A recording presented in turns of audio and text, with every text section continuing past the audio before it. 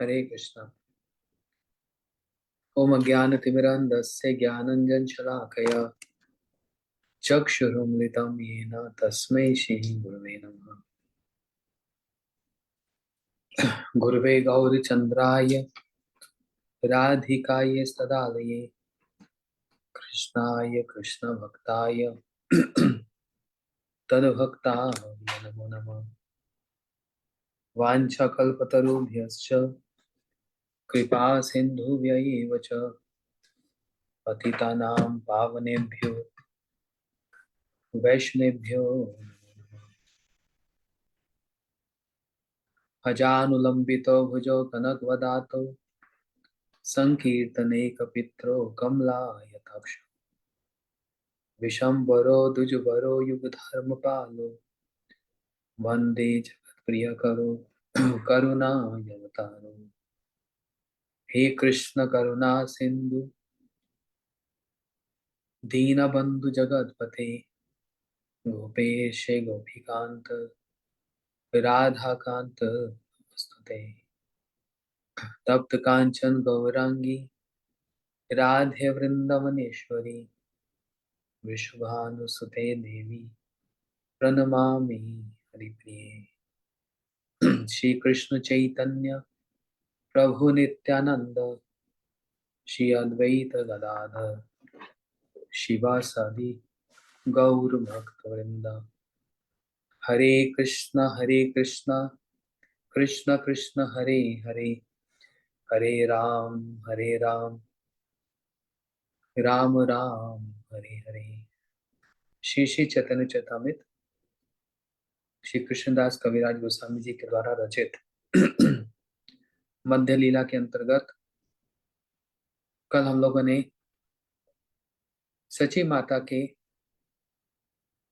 अपने पुत्र निमाई के प्रति वात्सल्य, स्नेह और वो ममता से युक्त जो भाव, वो कल हम लोगों ने श्रवण किया।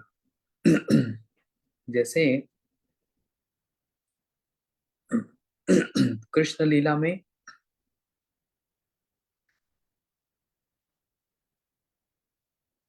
यशोदा मैया का कृष्ण के प्रति जो वात्सल्य, स्नेह, जो मातृभाव, ऐसे ही सची माता का भी निमाई के प्रति वह भाव रहा। यहाँ पर अभी हमारा एक रिट्रीट हुआ था हॉल जर्मनी में। तो 5 दिन तक हम लोग महाप्रभु के विषय में बड़ी सुंदर सुंदर कथाओं को सुना, विचार, महाप्रभु की कथा का विचार सुना। इंग्लिश में था, हो सकता है आप लोगों ने सुना हो। तो इसमें एक बात आई थी कि जैसे यशोदा मैया ने कृष्ण को शासन किया था, है ना, लेकिन गौर लीला में सची माता ने निमाई पर शासन नहीं किया। गौर लीला में श्री चैतन्य महाप्रभु की लीला में निमाई अर्थात महाप्रभु जी ने सची माता पर शासन किया था। स्मरण है हॉलैंड के जो भक्त लोग हैं, राधा सुंदरी वसुधा, हम लोगों ने सुना था ये कैसे महाप्रभु जी ने सची माता को प्रेम दान देने के लिए मना कर दिया। मैं सची माता को प्रेम नहीं दूंगा क्योंकि इनका अपराध हुआ। अद्वैताचार्य जी के चरणों में सची माता का अपराध हुआ। कैसा अपराध हुआ? सची माता ने कहा, हे अद्वैत, तुम्हारे कारण मेरे पुत्र विश्वरूप ने संन्यास लिया, है ना? इसलिए मैं सची माता को प्रेम दान नहीं दूंगा। लेकिन कृष्ण लीला में कृष्ण लीला में कन्हैया ने कभी नंद यशोदा मैया को शासन किया, यशोदा मैया ने शासन किया। यशोदा मैया का कृष्ण के प्रति कितना प्रेम है, कितना अगाध, अगाध प्रेम है कि जब कृष्ण मथुरा भी चले गए और विचार कर रहे हैं कि किसको मैं ब्रज में भेजूं जो जाकर मेरे माता पिता को और मेरी ब्रज गोपियों को सांत्वना प्रदान करे। मेरी गोपियां मेरे विरह में रो रही हैं, मेरे बाबा नंद बाबा, मेरी यशोदा मैया भी रो रही हैं। तो उन्होंने उद्धव जी को भेजा। गच्छो उद्धव व्रजम सौम्यम, पितरो व पितृ आहवनम, गोपीनम मद वियोगादि मद संदेश विमोचय। हे उद्धव, ब्रज में जाओ और मेरे बाबा नंद बाबा और मेरी यशोदा मैया को सांत्वना प्रदान करो।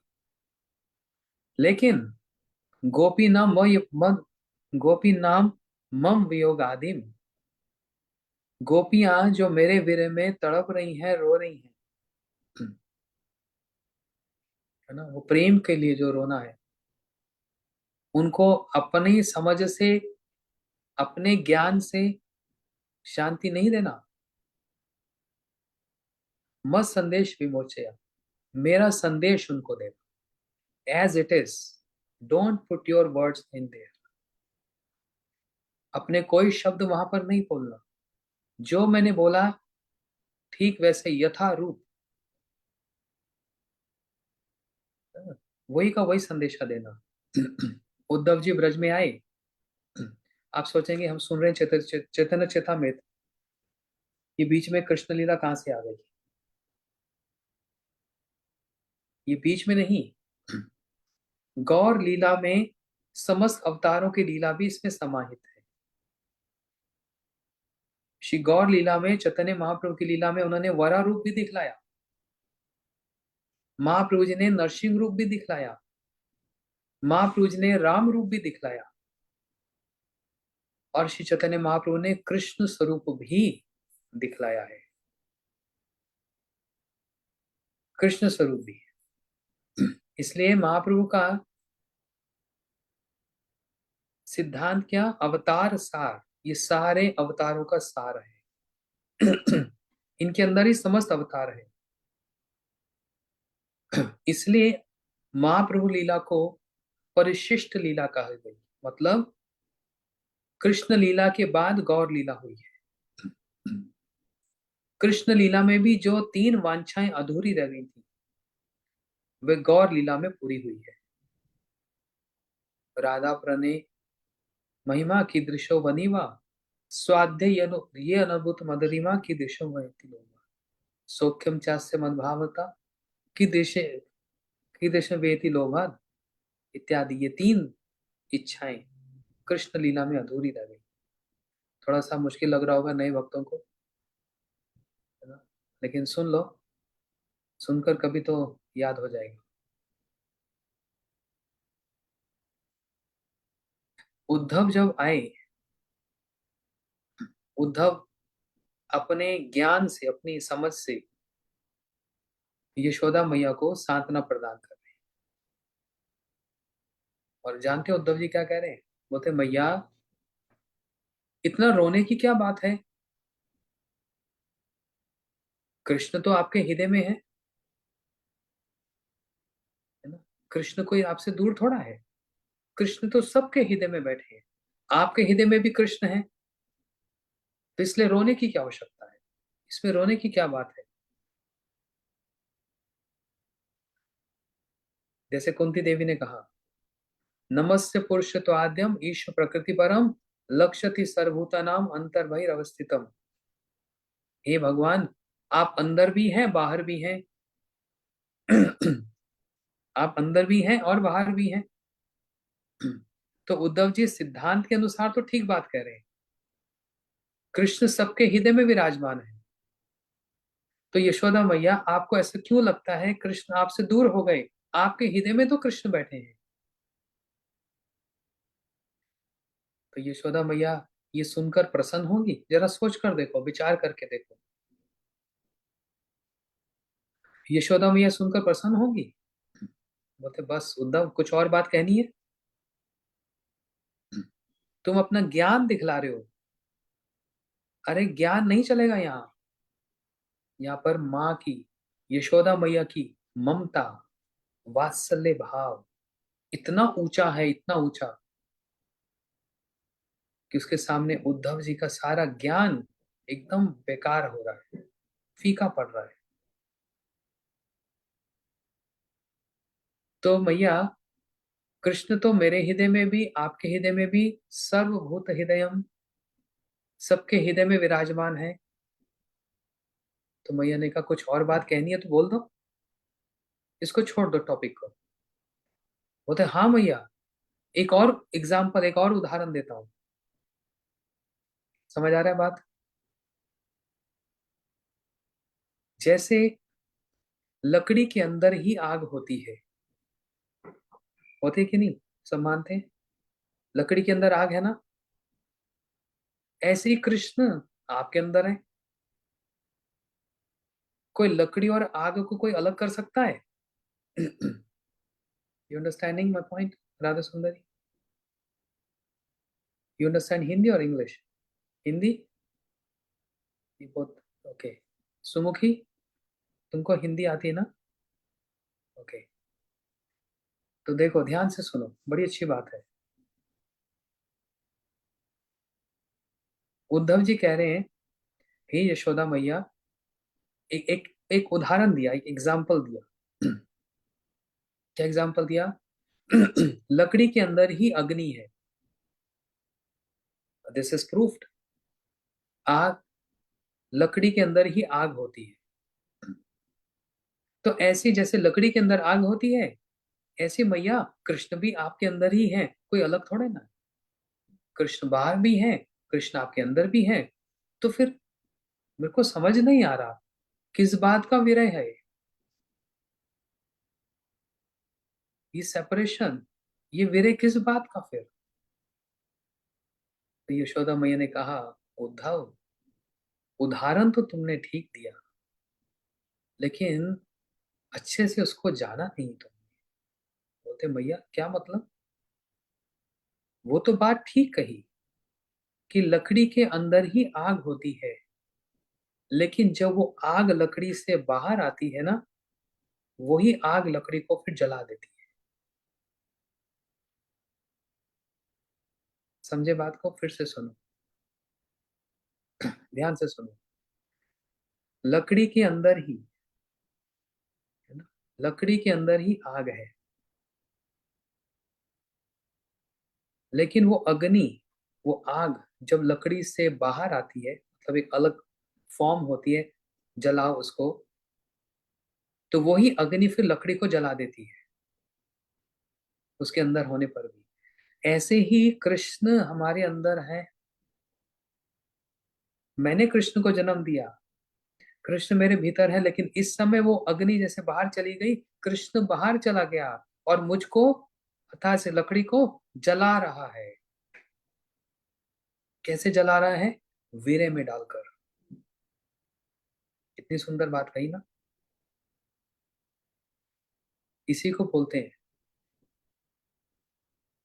उद्धव जी अपने मन के समझ से, अपनी ज्ञान के समझ से बात को कह रहे हैं, और यशोदा मैया वही बात अपने प्रेम के संबंध से समझ रही है।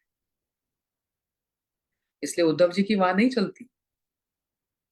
कितने बड़े ज्ञानी है उद्धव जी, बृहस्पति शिष्य साक्षात, साक्षात बृहस्पति के शिष्य हैं उद्धव। और एग्जाम्पल जो दिया, उदाहरण दिया, वो शास्त्र वाला उदाहरण है, सिद्धांत है। भगवान कहाँ है? सब जगह है। तो भगवान जब सब जगह है, तो फिर उनके लिए वेरे किस बात का, रोना किस बात का? अरे उनको स्मरण करो और प्रसन्न रहो, है ना। यही बात कृष्ण, यही बात उद्धव जी कह रहे हैं कि मैया, लकड़ी के अंदर ही तो अग्नि होती है ना। जैसे हमारे अंदर अग्नि है कि नहीं? हमारे अंदर अग्नि है कि नहीं? बोलो हाँ कि नहीं, सिर हिलाओ। हाँ। अगर हमारे अंदर अग्नि नहीं है तो डाइजेशन कैसे होगा?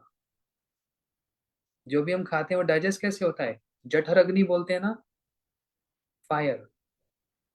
तो वो अग्नि अंदर है। ये समझ आएगा आपको, लकड़ी वाला उदाहरण तो नहीं समझ आया होगा।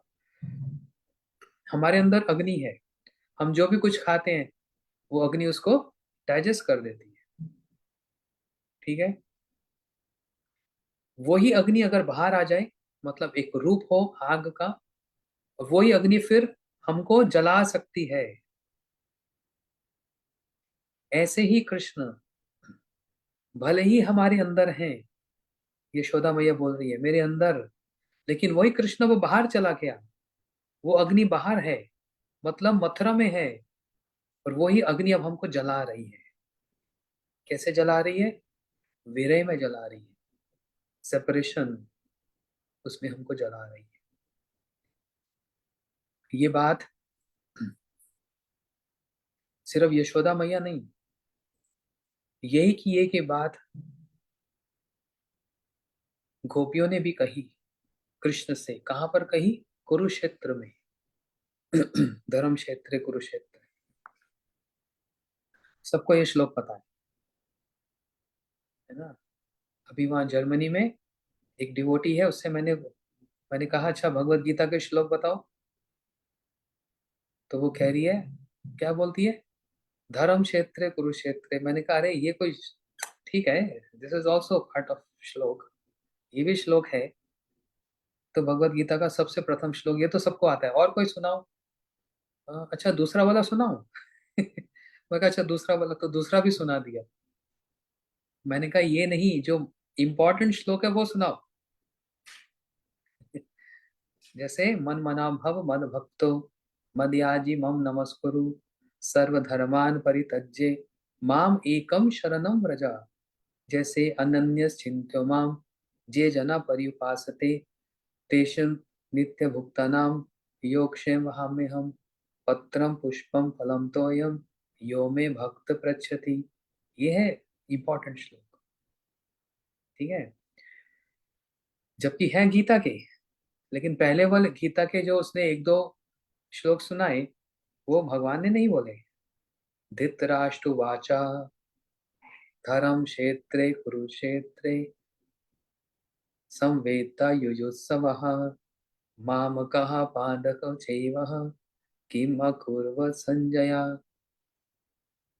तो उसको वो याद है जो धृतराष्ट्र ने बोला।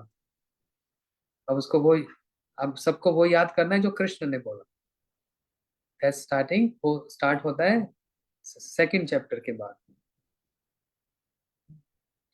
खैर, कुरुक्षेत्र में राधा जी गोपियों का कृष्ण के साथ मिलन हुआ। ये प्रसंग मेरे को बहुत ही अच्छा लगता है, कुरुक्षेत्र वाला प्रसंग। और वहीं पर भी जैसे उद्धव जी अभी यशोदा मैया से ज्ञान की बात को कह रहे हैं ना, वहां पर उद्धव के मित्र कृष्ण भी ब्रज गोपियों को ज्ञान की बात कह रहे हैं। गोपियों, अरे रोने की क्या बात है? मई भक्तिर ही भूता नाम अमृता कल्पते। मेरी भक्ति ही, जो मेरे प्रति भक्ति रखता है वो मुझको प्राप्त कर लेता है। तो आपकी मेरे प्रति भक्ति है तो मैं तो ऑलरेडी प्राप्त हूं, फिर रोने की क्या बात है? ये सुनकर राधा जी ने क्या कहा? नाही गोपी योगेश्वर पद कमल तुम्हार चित्ते पाइवे संतोष। तुम्हार वाक्य परिपाटी तार मध्य कुटी नाटी सुनी गोपी आरो बड़ो रोष। हे कृष्ण, स्थान स्थान ना करो विचार। आपको ये भी विचार नहीं आपको कौन सी बात कहाँ कहनी है, ये भी विचार नहीं है। कौन सी बात किसको कह रहे हो? हम गोपियां हैं, हम आपसे प्रेम करती हैं।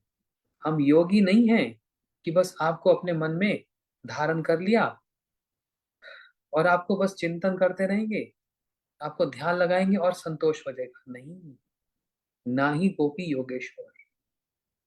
हम गोपियां योगियां नहीं हैं, हम तो गोपियां हैं। आपको ध्यान करके संतोष मिलेगा? नहीं, आपकी जब तक हम सेवा नहीं करेंगे। कौन सी सेवा? प्रेम वाली सेवा नहीं करेंगी, तब तक हमको संतोष मिलने वाला नहीं है ना। ये गोपियों का भाव, इसी भाव का स्वादन करने के लिए महाप्रभु जी बनकर आए कृष्ण। तुम्हार वाक्य परिपाटी तार मध्य कुटी नाटी। हे कृष्ण, आप जो वचन कह रहे हैं ना, उसमें कितना छल है, चीटिंग है। वो सीधे वचन नहीं है, वो टेढ़े वचन है, उसमें छल है। शूनी गोपी आर बड़ो रोष, और ये सब वचन बोलकर इन गोपियों को आप और क्रोध दिला रहे हो ना। तो आप किसके भाजन बनना चाहते हो? कृपा कटाक्ष भाजन या क्रोध कटाक्ष भाजन, है ना। राधा जी के लिए सब क्या प्रार्थना करते हैं? मुनिंद वृंद वंदिते त्रिलोक शोक हारणी प्रसन्न वक्त्र पंकजे निकुंज भूविलासनी ब्रजेन्द्र भानुनंदनी ब्रजेन्द्र सूनु संगते कदा करीष्यसि मां कृपा कटाक्ष भाजनम।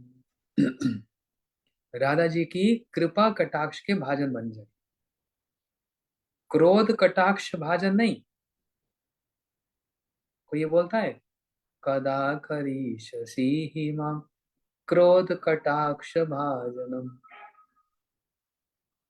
क्रोध कटाक्ष नहीं, कृपा कटाक्ष। आपकी एक one sidelong glance, merciful sidelong glance, not angry glance. ये प्रार्थना कर रहे हैं। तो यहाँ पर राधा जी ने स्पष्ट रूप से कह दिया, आप क्या बोल रहे हो? आपको समझ नहीं है कृष्ण? ये कुरुक्षेत्र में आप खड़े हो तो हमको भी धर्म की शिक्षा दोगे? ये कहोगे कि मैं सबके हृदय में हूं और उसी में संतोष मिल जाना चाहिए, रोती क्यों हो? आपको समझ है आप बोल क्या रहे हो और किसको बोल रहे हो? गुस्से में बोल रही है, क्रोध में आकर। ना ही गोपी योगेश्वर पद कमल तुम्हार चित्ते पाए वे संतोष, तुम्हार वाक्य परिपाटी तार मध्य खूटी नाटी। आपके जो शब्द हैं उसमें खूटी नाटी, चीटिंग प्रोपेंसिटी, छल है। सुनी गोपी आर बड़ो रोष, हमको और बड़ा क्रोध आता है। इसको बोलते हैं प्रेम माधुरी। प्रेम माधुरी में अपने लिए नहीं, जिनसे प्रेम है उसकी चिंता अधिक होती है, अपनी चिंता कम होती है, उससे अधिक। या कहो गोपियों में तो अपनी चिंता है ही नहीं। किसकी चिंता? एक बार श्याम सुंदर की। कैसे? प्रेम माधुरी में क्या बतलाया? अटति यद भगवान आनि काननान, गोपी गीत में बतलाया, हे कृष्ण, हे श्याम सुंदर, आप इतने कोमल कोमल चरणों के साथ गैयों को लेकर ब्रज के ऐसे मार्गों से जाते हो जहां पर कांटा है, कंकड़ है, और वो कांटा कंकड़ जब आपको चरणों में लगता होगा, ये सुनकर, ये सोचकर, इसको सोचकर, इसको विचार करके हमारे पर क्या बीतती है, हमको कितना पीड़ा होती है, आप इसकी कल्पना कर सकते हो? कृष्ण कहने लगे, गोपियों, यदि कंकड़ कांटा यदि मुझको लगेगा तो मुझको दर्द होगी, तुम्हें तो नहीं लग रहा, तो तुम्हें दर्द क्यों होगी? प्रश्न समझ आया? समझ आया तो सिर हिलाओ, मैं देख लूंगा कौन कौन समझ रहा है। फिर से सुनो, कृष्ण कह रहे हैं, यदि मैं वन में जंगल में जाऊंगा गैया को लेकर, मेरे चरणों में कांटा लगेगा तो मुझको दर्द होगा ना। तुम तो घर में बैठी हो, तुम्हें थोड़ा दर्द होगा, तुमको कांटा नहीं लग रहा। राधा जी कह रही है, बस यही प्रेम की डेफिनेशन आपको समझ नहीं आती, ये प्रेम की भाषा आपको समझ नहीं आती। वो जो कांटा आपको लगेगा ना, आपको दर्द नहीं, वो कांटा आपको लगे या ना लगे, उसकी चिंता मात्र से ही हमको दर्द होता है, हमको पीड़ा होती है।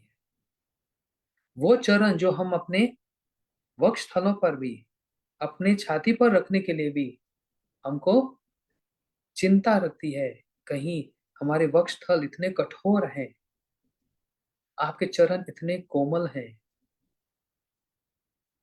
है? यहाँ पर रखते हुए हमको भय होता है, डर लगता है। और उन चरणों के साथ आप वन में जाएंगे और आपको कांटा लगे तो कैसा होगा? इसको बोलते हैं प्रेम माधुरी। इसी का स्वादन कृष्ण कृष्ण बनकर नहीं कर पा रहे, परंतु महाप्रभु बनकर इन भावों का स्वादन कर रहे हैं। तो ये है सच्ची माता का प्रेम। तो बड़ा हमने विचार, सिद्धांत, भाव, ये सब बातों से युक्त होकर अभी वहां पर जर्मनी में 5 दिन तक ये गौर लीला का ही वर्णन किया। कहाँ रामलीला, कृष्ण लीला और गौर लीला, बस इसी पर ही बड़े सुंदर रूप से इसका वर्णन किया था कि कृष्ण लीला में यशोदा मैया ने कृष्ण पर शासन किया था। कैसे कृष्ण पर शासन किया था? ओ, मटकी तोड़ दी। मैया मंथन कर रही थी और कृष्ण आंख मलते मलते बाहर आए, और मैया दौड़ी दौड़ी गई दूध को बचाने। बस कृष्ण को तो इतना क्रोध आ गया, कन्हैया को इतना क्रोध आ गया, मैया को मेरे से अच्छा दूध पसंद है, दूध अधिक प्रिय है और मैं कम प्रिय हूं। बस जिस मटकी में दही रखा था, मंथन कर रही थी, मटकी को तोड़ दिया। अब तो यशोदा मैया ने हाथ में जब छड़ी उठा ली, यह है दामोदर लीला, दाम बंधन लीला, कार्तिक में सुना था ना। हाथ में जब छड़ी उठा ली, कन्हैया का कान पकड़ लिया ऐसे। कौशल्या माता ने राम जी के कान नहीं पकड़े। सची माता भी निमाई पर ऐसे शासन नहीं की। देवभूति माता ने कपिल भगवान पर ऐसे शासन नहीं किया। लेकिन यशोदा मैया ने कृष्ण के कान पकड़ लिए, हाथ में छड़ी उठा ली और शासन कर रही है। बोलते तू,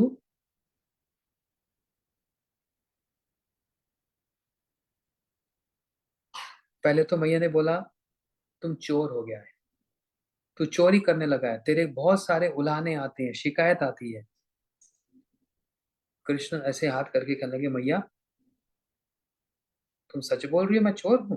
बोलते चोर नहीं, तू चोरों का स्वामी है, चोरों को राजा है, बाकी सब चोर है, तू तो चोर का राजा है। कृष्ण कहने लगे मैया एक बात बताओ, जब तुम छोटी सी थी तुमको अपने पिता का स्मरण है? बोलती हाँ। उनके जो पिता उनका भी स्मरण है?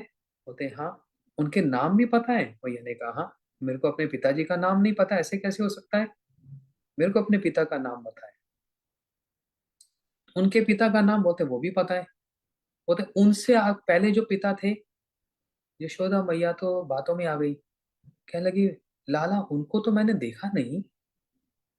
बोलते देखा नहीं तो उनका नाम क्या है? तो यशोदा मैया कहने लगी उनका नाम है चोर घोष।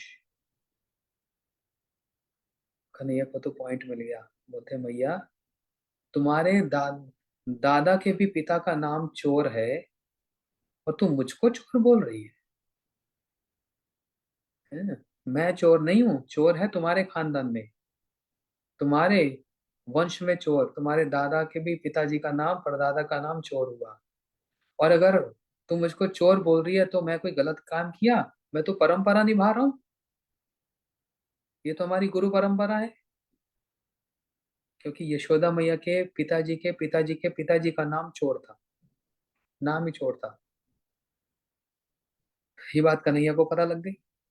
मैया ने कहा अच्छा, अच्छा, ये बता तेरे साथ ये बंदर कहाँ से आ गए घर में? तो कृष्ण कहने लगे मैया एक बात बताओ, घर का कामकाज कौन देखता है? बोलते मैं देखती हूँ। घर का दरवाजा किसने खोला? बोलते मैंने खोला। तो बोलते मेरा दोष क्या? तूने दरवाजा खोला, बंदर अंदर आ गए। तुमने दरवाजा खोला, बंदर अंदर आ गए, तो मेरा दोष है क्या? कन्हैया सारा का सारा दोष यशोदा मैया के सिर पे डाल रहे हैं। तो बंदर अंदर आ गए, लेकिन बंदरों को ये माखन कौन खिला रहा है? कौन खिला रहा है बंदरों को माखन? कृष्ण कहते भैया कौन किसको खिला सकता है?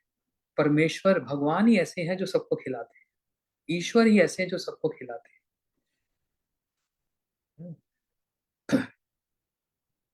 ईश्वर की इच्छा के बिना एक पत्ता भी हिलता है?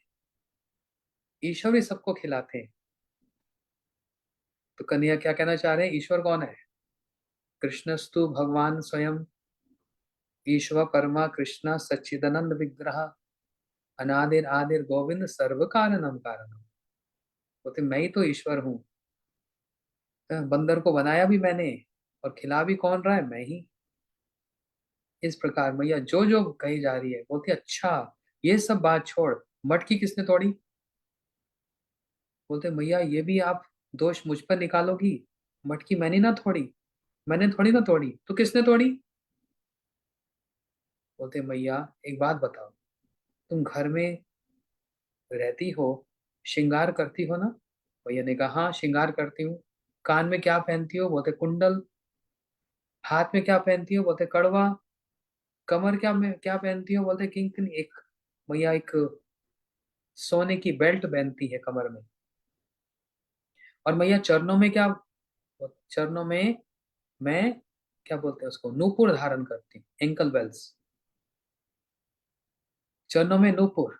तो बोलते भैया तेरे चरण के नूपुर इतने मोटे मोटे हैं, इतने मोटे मोटे, जब यू तुम दौड़ी ना, वो चरण के जो नूपुर वो मटकी पे लग गया, और तब तेरी मटकी गई टूट। तो बताओ मेरा दोष है क्या? कन्हैया ने सारे रास्ते अपने बंद कर दिए, एक भी दोष अपने सिर पर नहीं लिया। पहले बोला बताओ चोर कौन? तो बोलते मैं कहाँ हूं चोरी करने वाला, क्योंकि ईश्वर की इच्छा के बिना तो पत्ता भी नहीं हिलता। मैं कौन होता हूँ चोरी करने वाला? ईश्वर की इच्छा के बिना तो कुछ भी नहीं होता ना। फिर बंदर अंदर कैसे आए? भैया तूने दरवाजा खोल दिया, बंदर अंदर आ गए, तो मेरा दोष? तो बंदर को माखन कौन खिला रहा है?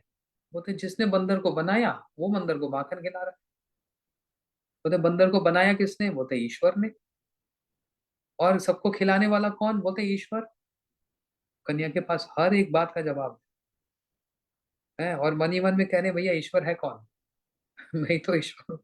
मैंने ही बंदर बनाया और मैं ही बंदर को खिला रहा हूँ। ये सब बातें। तो गौर लीला और कृष्ण लीला, इसलिए गौर लीला परिशिष्ट लीला है। पहले कृष्ण लीला सुनो, सुन लेते हैं हम लोग, सुनते हैं।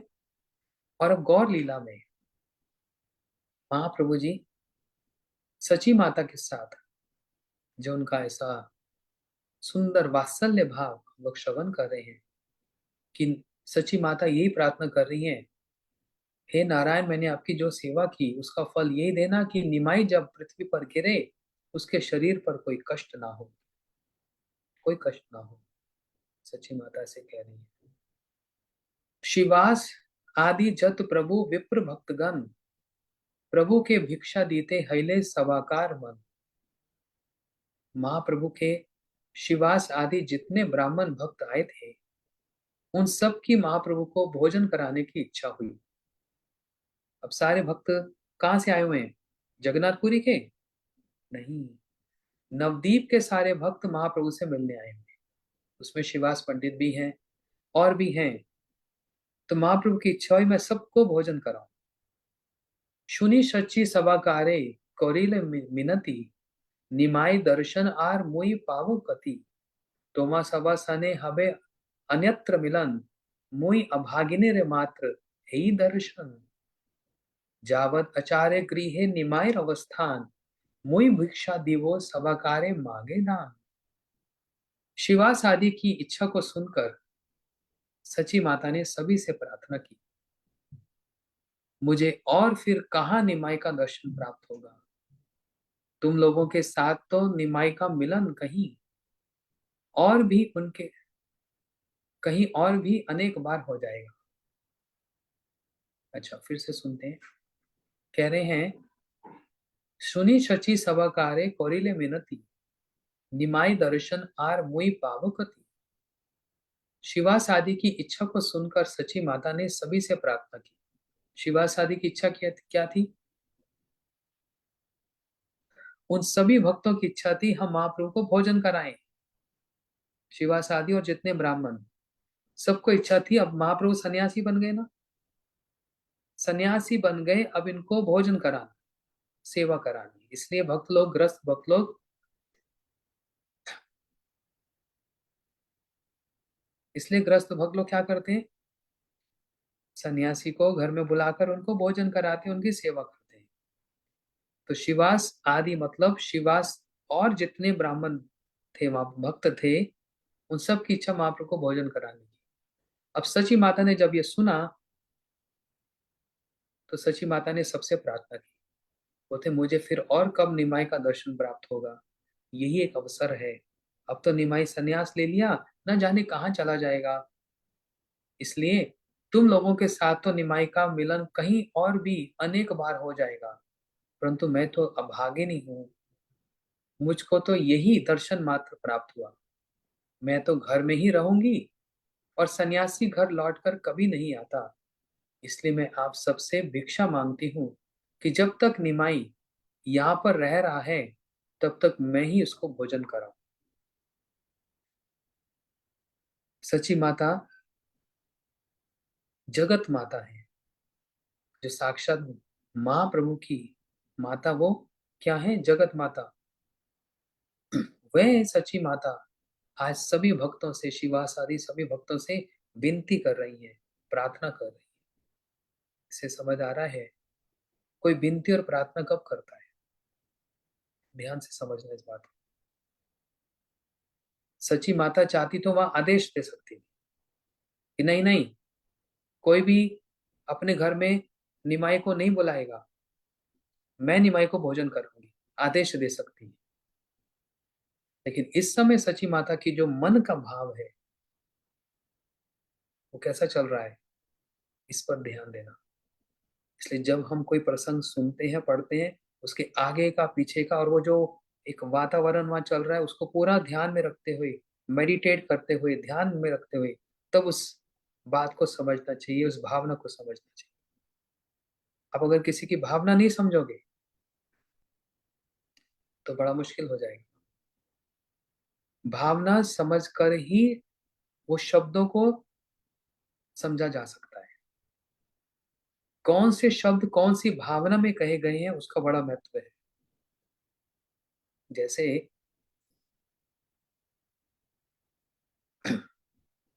मैं तुमको मार डालूंगा, कोई क्रोध में अगर ऐसा कहे, मैं तुमको मार डालूंगा, तो यहाँ पर भावना कैसी है? क्रोध वाली। और कोई कहे, तुम अगर गीता के श्लोक याद नहीं करोगे ना, सच में तेरे को मार डालूंगा। वही सेंटेंस, वही शब्द बोले, मार डालूंगा, लेकिन दोनों की भावना एक जैसी है? नहीं। वही की वही बात किस भावना से कही जा रही है, उसका इंपॉर्टेंस है, उसका महत्व है ना? उसका महत्व है। मैं तुमको मार डालूंगा, या फिर तुमने अगर इसको याद नहीं किया तो सच में तेरे को मार डालूंगा। ये दोनों बात में कहने में कितना अंतर है। ऐसे ही सची माता अभी इस समय विरह भाव है। क्या विरह भाव है? अभी निमाई मिला, और अब कब निमाई मिलेगा और कितनी दूर चले जाएगा मैं नहीं जानती। इसलिए जब विरह होता है ना, तो अपने आप हृदय पिघलता है। और जब हृदय पिघलता है, विरह होता है ना, तो उन शब्दों में प्रार्थना होती है।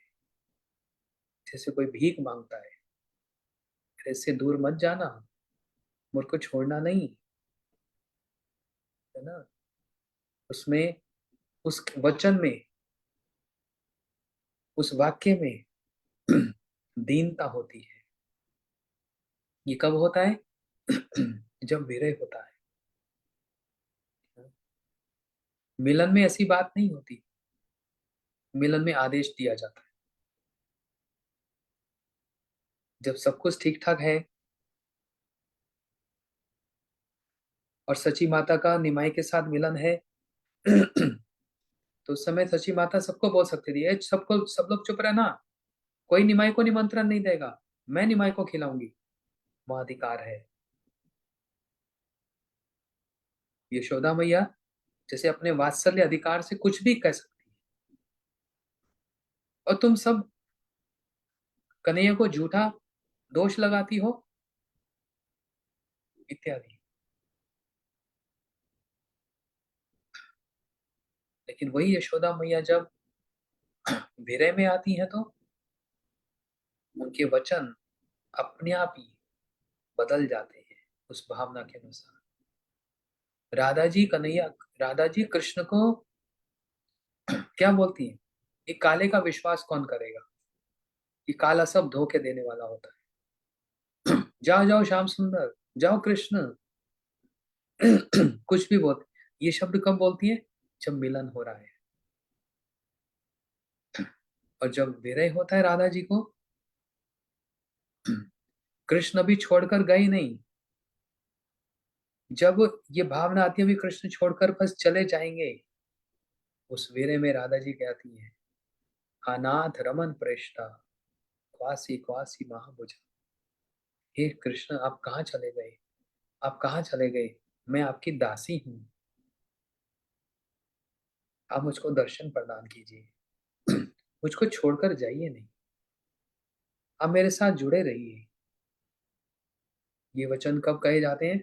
दीनता के साथ, भिक्षा मांगते हुए, क्योंकि वहां पर प्रेम संबंध है ना। तो ये बात समझनी पड़ती है बहुत समझदारी से, कि क्या प्रसंग चल रहा है और किस प्रसंग के अनुसार निमाई क्या कह रहे हैं, सची माता क्या कह रही है। इसलिए सची माता कितनी दीनहीन होकर विरह में है ना। भले निमाई वहां पर है, मिलन है, लेकिन उस मिलन में भी विरह की आकांक्षा है, आशंका है, विरह की आशंका है। बस अभी निमाई तो चला जाएगा, आप लोग तो कभी भी खिला लोगे, आप लोग तो कभी भी निमाई के साथ मिलन हो जाएगा, मैं अभागिन हूं, मेरा कब मिलन होगा हमको पता नहीं। इसलिए मैं आप सबसे भिक्षा मांगती हूँ। सची माता कह रही है, कितने दिनहीन होकर कह रही है, देखो। जावत आचार्य गृहे निमाई अवस्थान, मुई भिक्षा दिवो सभाकारे मांगो दान। जब तक निमाई या अद्वैताचार्य के घर में है, मैं आप सबसे यही भिक्षा मांगती हूँ कि जब तक निमाई यहाँ पर रहेगा तब तक मैं ही भोजन कराऊंगी। इस भावना का महत्व है। सुनी सब भक्तगण कहे, करी नमस्कार, मातार जे इच्छा से ही सम्मत सवार। ये सुनकर सभी भक्तों ने सची माता को प्रणाम करके कहा, माता, आपकी जो इच्छा, हम सब उससे सहमत हैं। आपने जो कहा, हम सब वही मानेंगे। आप इतने हाथ जोड़कर भिक्षा क्यों मांगती हो? आप तो आदेश देना चाहिए। आपने जो सोचा, निर्धारित किया, बस वही ठीक है। मातर व्यग्रता देखी प्रभु व्यग्र मन, भक्तगण एकत्र करे बलिला वचन। सची माता की व्याकुलता को देखकर महाप्रभु का मन भी विवल हो गया, आपको महाप्रभु का हृदय भी रोने लग गया। तब महाप्रभु ने सभी भक्तों को एकत्रित करके कहा, महाप्रभु ने कहा, सारे भक्त इधर आ जाओ। और क्या कहा? यद्यपि सहसा आमी करियाछो संन्यास, तथापि तोमा सभा हैते नहीं में उदास। तोमा सभा ना छाड़ी वो, जावत आमी जीव, मातर तावत आमी छाड़ी थे नारी। महाप्रभु जी कह रहे हैं, सुनो सारे भक्त लोग, मैं आप सबसे आज्ञा लिए बिना ही वृंदावन जा रहा था। मैंने किसी से पूछा नहीं, अपनी इच्छा से मैं वृंदावन जा रहा था, किसी से मैंने आज्ञा नहीं ली। परंतु कुछ विघ्न आने से मैं जा नहीं सका और वापस लौट आया। यद्यपि मैंने अचानक संन्यास ग्रहण किया है, तथापि मैं आप सबके प्रति उदासीन नहीं हो सकता। देखो महाप्रभु जी कितने विनम्र भाव से महाप्रभु जी ये बात कह रहे हैं।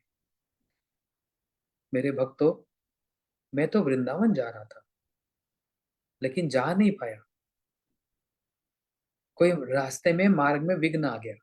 विघ्न आ गया मतलब नित्यानंद प्रभु ने महाप्रभु का डाइवर्जन कर दिया, शांतिपुर में ले आए, अद्वैताचार्य जी के यहाँ पर, वृंदावन नहीं जाने दिया। लेकिन यद्यपि मैंने संन्यास तो ग्रहण कर लिया, तब भी मैं आप सबके प्रति उदासीन नहीं हूं। मैं आप सबको निग्लेक्ट नहीं कर सकता, मैं आप सबको छोड़ नहीं सकता, तब भी मैं ऐसा नहीं हूं जब तक मेरा जीवन है। देखो कितनी अच्छी बात महाप्रभु यहाँ कह रहे हैं, जब तक मेरा जीवन है तब तक मैं आप सबको नहीं छोड़ूंगा और ना ही अपनी माता को छोड़ पाऊंगा। स्पष्ट रूप से महाप्रभु ने कह दिया, वचन दे रहे हैं अपने सारे नवदीप भक्तों को, जिनके साथ 24 वर्ष तक रहे महाप्रभु जी। कैसे भूल जाएंगे एकदम संन्यास लेकर? इसलिए कह दिया, जब तक मेरा जीवन है तब तक मैं आप सबको कभी नहीं छोड़ूंगा और ना ही अपनी माता को छोड़ पाऊंगा। सन्यासी धर्म नहीं संन्यास करिया, निज जन्म स्थाने रहे कुटुंब लैया। किंतु संन्यास ग्रहण करने के बाद सन्यासी का धर्म नहीं है कि वे अपने कुटुंब के साथ अपने जन्म स्थान पर वास करे। सन्यासी अपने जन्म स्थान पर फिर नहीं जा सकता। महाप्रभु जी ने ये भी बात कह दी, केहो जद केहो जेन यही बलि ना करे निंदन, से युक्ति कहे जाते रहे तुई धर्म। सन्यासी अपने जन्म स्थान पर अपने कुटुंब के स्थान पर नहीं रहेगा। कोई ऐसा कहकर मेरी निंदा ना करे, इसलिए कोई ऐसी युक्ति करो, कोई ऐसी बात बताओ जिससे मेरे दोनों धर्मों का, हाँ, मेरे दोनों धर्मों की रक्षा हो जाए। दो धर्म की रक्षा हो जाए मतलब क्या? मैं आप सबके साथ भी रहूं, सची माता को भी नहीं छोड़ सकता, और अपने जन्म स्थान, अपने परिवार, वहां पर भी नहीं जा सकता। समझ आया? दो धर्म क्या आ गए यहाँ पर? देखो जब दो धर्म आ जाते हैं ना, ऐसे क्लैश हो जाता है। मैं ये करूं कि मैं ये करूं, और दोनों ही नहीं कर सकता, मैंने दोनों को नहीं छोड़ सकता। महाप्रभु जी कह रहे हैं मैं सन्यासी हो गया, अब तो सन्यास ले लिया, अपने जन्म स्थान पर नहीं जा सकता और आप सबको भी नहीं छोड़ सकता, इसलिए बीच का कोई रास्ता बताओ। इसको बोलते हैं धर्म संकट। ऐसा धर्म संकट, अब सन्यास ले लिया, क्या करें? और अपने दूसरे स्थान पर भी नहीं जा सकते, क्या करें? तो कोई बीच का रास्ता बताओ, कोई युक्ति बताओ। शून्य प्रभु यही मधुर वचन, सची पाश आचार्य आदि कौरिल गमन। प्रभु निवेदन तारे सकल कहिला, सुनी सची जगन माता कहिते लागिला। महाप्रभु के ऐसे मधुर वचन को सुनकर श्री अद्वैताचार्य आदि सब भक्त सची माता के पास गए और उन्हें महाप्रभु के इस निवेदन के बारे में बता दिया। सब भक्त लोग सची माता के पास गए और सब भक्त ने कहा कि देखो निमाई, इस समय महाप्रभु जी इस समय ये विचार कर रहे हैं, मैं क्या करूं? मैं सची माता को नहीं छोड़ सकता, मैं अपने सारे भक्तों जिनसे मेरा प्रेम है उनको नहीं छोड़ सकता, लेकिन संन्यास ले लिया, अपने जन्म स्थान पर भी नहीं जा सकता, है ना? संन्यास लेने के बाद अपने जन्म स्थान पर नहीं जा सकता। सब भक्तों ने सची माता से कहा। तो ये सुनकर जगत जननी, जगत की माता सची माता ने क्या कहा, यदि निमाई यहाँ रहे तो मुझे बहुत सुख होगा, परंतु यदि उसकी यहाँ रहने से निंदा होगी तो मुझे बहुत दुख होगा। सची माता ने अपने प्रेम की बात बतला दी, अपने वात्सल्य की बात बतला दी। मैं चाहती हूँ निमाई मेरे साथ रहे, मुझको बड़ा सुख होगा, लेकिन मेरे साथ रहने से यदि निमाई की निंदा होगी तो सुनकर मुझको बड़ा दुख भी होगा।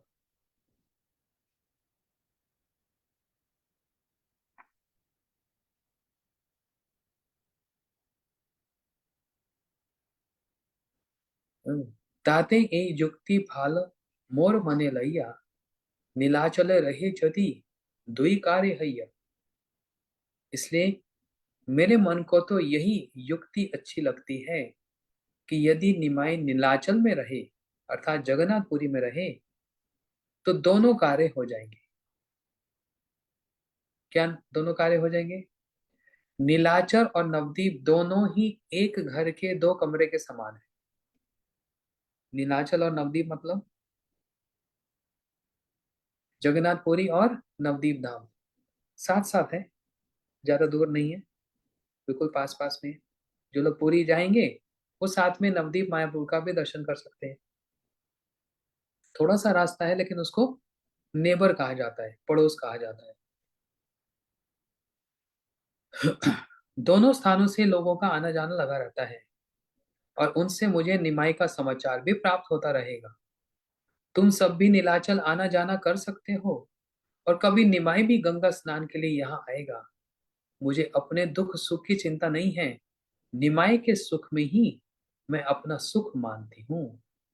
सच्ची माता कहने लगी, तुम्ही सब करिते पार गमना गमन, गंगा स्नाने प्रभु तार हवे आगमन। जब सब भक्त सच्ची माता के पास आए कि बताओ क्या करना चाहिए, आप बतलाओ। सच्ची माता आप बड़ी हैं।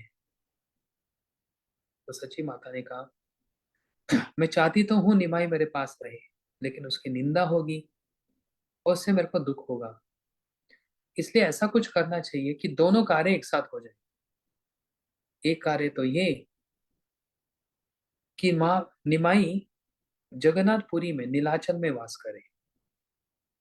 उससे क्या होगा, जगन्नाथपुरी और नवदीप उदाहरण दिया जैसे एक घर के दो कमरे। उसका मतलब क्या, सची माता कह रही है, नवदीप से लोग जगन्नाथपुरी जाते रहते हैं, जगन्नाथपुरी जगन्नाथपुरी से लोग नवदीप भी आते रहते हैं। तो मुझे निमाई का समाचार प्राप्त होता रहेगा, निमाई के बारे में मेरे को पता लगता रहेगा। और कभी कभी निमाई भी तो गंगा स्नान करने की इच्छा होगी तो कहाँ जाएगा, नव नवदीप में इस और आएगा। हम्म, तो इसलिए दोनों कार्य हो जाएंगे। शुनि भक्तगण तारे करीला स्तवन, वेद आज्ञा यछे माता तोमार वचन। सची माता की इस बात को सुनकर उनकी स्तुति करते हुए भक्तों ने कहा, हे माता, आपके वचन वेद आज्ञा के समान मान्य हैं। आपने जो कहा वो तो साक्षात वेद है, उसको कोई जुटला जुटला नहीं सकता। और यहाँ पर हमारे आचार्य क्या बतलाते हैं, हमारे आचार्य बतलाते हैं कि सची माता के मुख पर सरस्वती देवी बैठ योग माया जी ने ये कार्य करवाया। महाप्रभु तो नीलाचल ही जाना चाहते थे, लेकिन स्वतंत्र रूप से कैसे कहें, इसलिए सची माता के माध्यम से, सची माता के द्वारा ये वचन कहलवा दिया योग माया जी ने, आप चले जाओ जगन्नाथपुरी। ये भगवान की समस्त लीलाओं को डायरेक्ट कौन करती है, डायरेक्टर कौन है, योग माया। ठीक है, जमुना जी का श्लोक याद किया सबने, जमुना जी की स्तुति का। हाँ, जिसने नहीं किया वो कर लेना। जमुना महारानी की स्तुति, चिदानंद भानो सदानंद सुनो, ये वाला श्लोक।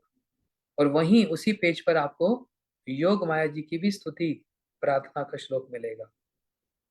राधेश केली प्रपत्ता प्रमोद विनस्त ब्रज अंग्री कृपाल कृपालख्या दयालुख्या विश्ववंद्यम शिपोनमाशी शीर्षा नमामि। कृपालु दयालख्या, ये योग माया जी का प्रणाम मंत्र है, इसको भी याद कर लेना।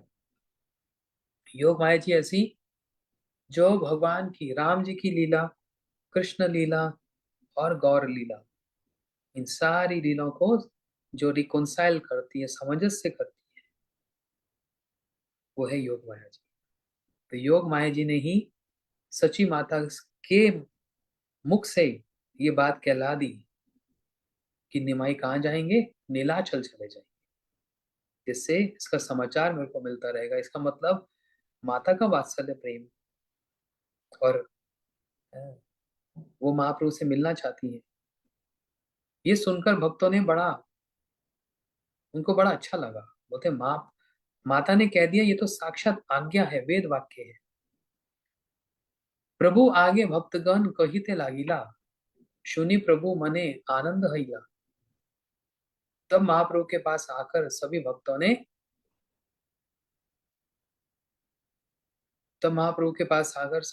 ने सची माता के विचार को सुनाया, जिसे सुनकर महाप्रभु बड़े आनंदित हुए। भक्तों ने कहा, हे महाप्रभु, सची माता ने कहा आप नीलाचल जगन्नाथपुरी चले जाओ। महाप्रभु को सुनकर बड़ा आनंद हुआ। क्यों आनंद हुआ? महाप्रभु चाहते यही थे, और योग माया जी के द्वारा सची माता के माध्यम से इस बात को कहलवा दिया। नवदीप वासी आदि जत भक्तगण सबारे सम्मान करी बलि न वचन। नवदीप आदि समस्त भक्तों को सम्मान देते हुए महाप्रभु कहने लगे, आप सब लोग मेरे परम बांधव हो, तुम्ही सब लोग मोर परम बांधव। ए भिक्षा मांगो मोरे देह तुम्ही सब। घरे जाया कर घरे जाया कर सदा कृष्ण संकीर्तन, कृष्ण नाम कृष्ण कथा कृष्ण आराधन। अब महाप्रभु जी सबको फेयरवेल, सबको विदाई दे रहे हैं। क्या कह रहे हैं सुनो। नवदीप आदि समस्त भक्तों के सबको सम्मान देते हुए, आदर करते हुए महाप्रभु ने कहा, आप लोग मेरे परम बांधव हो, मेरे परम मित्र हो, बांधव हो। मैं आप सब से एक भिक्षा मांगता हूँ, कृपा करके मुझे प्रदान करो। आप सब घर जाकर सदैव कृष्ण कीर्तन करो, और साथ में ही कृष्ण की आराधना करो, कृष्ण नाम करो और कृष्ण कथा करो। अब आप मुझे नीलाचल जाने की आज्ञा प्रदान करो। मैं आश्वासन देता हूँ कि मैं बीच बीच में आकर आपसे मिलता रहूंगा। महाप्रभु जी ने कहा, आप सची माता ने कहा ना नीलाचल चले जाओ, तो अब मैं नीलाचल पुरी जा रहा हूँ। हाँ, बीच बीच में आकर आप सबसे मिलता रहूंगा, आप चिंता मत करो, आप सब लोग जाओ। एता बलि सभा कार्य ईशत हासिया, विदाई करीला प्रभु सम्मान करिया। इस प्रकार सभी भक्तों का सम्मान करके महाप्रभु ने मंद मंद मुस्कुराते हुए सभी को विदा किया। सब अब वापस जा रहे हैं।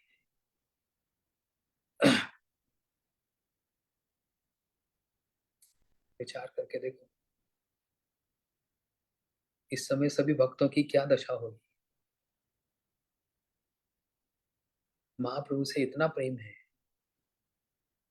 और महाप्रभु जी ने कहा, अब ठीक है, मैं जा रहा हूँ, कभी कभी आऊंगा, मिलूंगा। आप सब लोग नवदीप जाओ और कृष्ण कथा करो, कृष्ण कथा, कृष्ण नाम करो, कृष्ण आराधना करो। विदाई लेते समय सब भक्त जो महाप्रभु से इतना प्रेम करते हैं,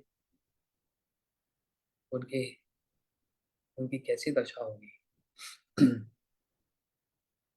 सभा विदाई दिया चली थे हैला मन, हरिदास कांदी कहे करुण वचन। नीलाचले जावो तुम्ही मोर कौन गति, नीलाचले जाइते मोर नाही शकति। सबको विदा करके महाप्रभु ने नीलाचल जाने का निर्णय कर लिया। महाप्रभु जी पुरी जा रहे हैं। तब हरिदास ठाकुर, नामाचार्य हरिदास ठाकुर जो सब समय नाम करते हैं, वे हरिदास ठाकुर रोते रोते, करुण वचन से रोते रोते महाप्रभु से कह रहे हैं, आप तो नीलाचल चले जाएंगे, किंतु मेरी क्या गति होगी, मैं कहाँ जाऊंगा, मुझ में तो नीलाचल जाने की शक्ति भी नहीं है, मैं तो जा ही नहीं पाऊंगा नीलाचल। मुझ अधम को यदि आपके दर्शन नहीं होंगे तो मैं ये पापमय जीवन कैसे धारण करूंगा। हरिदास ठाकुर जी दीनता दिखलाते हुए कह रहे हैं, आपके दर्शन मुझको ही नहीं होंगे तो मैं कैसा हूं, बड़ा पापी हूं, मैं बड़ा अधम हूं, मेरी क्या गति होगी और मैं अपना जीवन कैसे धारण करूंगा, है ना।